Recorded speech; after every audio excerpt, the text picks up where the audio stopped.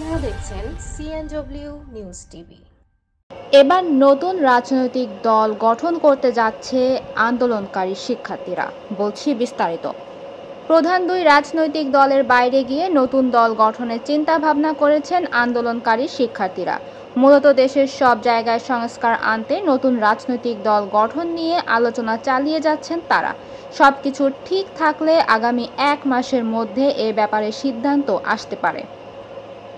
ছাত্র আন্দোলনের সঙ্গে জড়িত একাধিক শিক্ষার্থীর সঙ্গে কথা বলে এমনটাই জানিয়েছে বার্তা সংস্থা রয়টার্সের প্রতিবেদনে বলা হয়েছে, দ্রুততম সময়ের মধ্যে নির্বাচন দিতে অন্তর্বর্তী সরকারের কাছে দাবি জানিয়েছেন প্রধান দুই রাজনৈতিক দল আওয়ামী লীগ ও বিএনপি।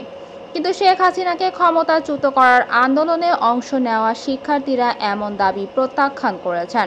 কারণ 15 বছরে 17 কোটি মানুষকে লোহার খাঁচার মধ্যে রেখে শক্ত হাতে দমন পীড়ন করেছেন শেখ হাসিনা। গত 15 বছরের এমন পুনরাবৃত্তি চান না আন্দোলনকারী শিক্ষার্থীরা। প্রায় 30 জনের সঙ্গে বাংলাদেশের বর্তমান পরিস্থিতি নিয়ে কথা বলছে রয়টার্স। এরই মধ্যে শিক্ষার্থী রাজনৈতিক দলের নেতাসহ বিশ্লেষক রয়েছে। আন্দোলনের সময় ছাত্র আন্দোলনের গুরুত্বপূর্ণ একাধিক নেতাকে আটক করে আইন শৃঙ্খলা বাহিনী। এর মধ্যে ছিলেন নাহিদ ইসলাম, আসিফ মাহমুদ এবং আবু বাকের মজুমদার। সরকার পতন প্রসঙ্গে বাকের মজুমদার রয়টার্সকে জানান, আইন প্রয়োগকারী সংস্থার সদস্যরা তাকে অন্যায়ভাবে আটক করেছে এবং মারধর করেছে। মুক্ত হয়ে চিকিৎসা নেওয়ার সময় তিনি দৃঢ় প্রতিজ্ঞা করেন, হাসিনাকে এবার যেতে হবে। বেসরকারি ইস্ট ওয়েস্ট বিশ্ববিদ্যালয়ের 22 বছর বয়সী সমন্বয়কারী নাইম আবেদিন বলেন, সেই সপ্তাহে পাবলিক বিশ্ববিদ্যালয় ক্যাম্পাসে ঘটে যাওয়া সহিংসতা বেসরকারি বিশ্ববিদ্যালয়ের শিক্ষার্থীদের রাস্তায় নামতে বাধ্য করে। ভাইদের জন্য রাস্তায় নেমে আসা তখন আমাদের দায়িত্ব ছিল। তিনি বলেন, বেসরকারি বিশ্ববিদ্যালয়ের শিক্ষার্থীদের রাস্তায় নেমে আসার টার্নিং পয়েন্টের মতো এমন একটা বিষয় ছিল। অপ্রত্যাশিতভাবে অনেক অভিভাবকও সে সময় আন্দোলনে যোগ দিয়েছিল। সেই সপ্তাহের শেষের দিকে অন্তত 114 জন নিহত হয়েছিলেন, আরও কয়েকশো আহত হয়েছিলেন।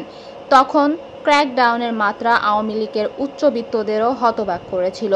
মূলত জুন মাসে সরকারি চাকরিতে কোটা সংস্কারের দাবিতে রাস্তায় নেমেছিল শিক্ষার্থীরা। এই আন্দোলনের শুরু হয় সরকারি দল ও আইন শৃঙ্খলা বাহিনীর দমন পীড়ন। পরে তা সরকার পতনের আন্দোলনের রূপ নেয়। সর্বশেষ ক্ষমতাচ্যুত হয়ে দেশ ছেড়ে পালাতে বাধ্য হন শেখ হাসিনা, যার মধ্য দিয়ে আওয়ামী লীগের 16 বছরের শাসনের অবসান ঘটে। এরই কয়েকদিনের মাথায় ছাত্র জনতার চাওয়ার মুখে গঠিত হয় অন্তর্বর্তীকালীন সরকার। প্রধান উপদেষ্টা হন নোবেলজয়ী ডক্টর মোহাম্মদ ইউনূস। তার উপদেষ্টা পরিষদে ছাত্র আন্দোলনের 2 জন সমন্বয়কও রয়েছে। এরপর থেকেই দ্রুততম সময়ের মধ্যে নির্বাচন দিতে অন্তর্বর্তী সরকারের কাছে দাবি জানিয়েছে প্রধান দুই রাজনৈতিক দল আওয়ামী লীগ ও বিএনপি। কিন্তু আন্দোলনে অংশ নেওয়া শিক্ষার্থীরা এ দাবি প্রত্যাখ্যান করেছেন। নতুন অন্তর্বর্তী সরকার সাংবিধানিক আইন মেনে হয়নি বলে রয়টার্সকে জানিয়েছে সংবিধান বিশেষজ্ঞ শাহদিন মালিক। তিনি বলেন, আইনগত ও রাজনৈতিকভাবে আমরা এখন অজানা নদীতে এসে পড়েছি। এই অন্তর্বর্তী সরকারের ক্ষমতা কেমন হবে তাও বলা যাচ্ছে না, কেননা এই সরকার আইন মেনে হয়নি।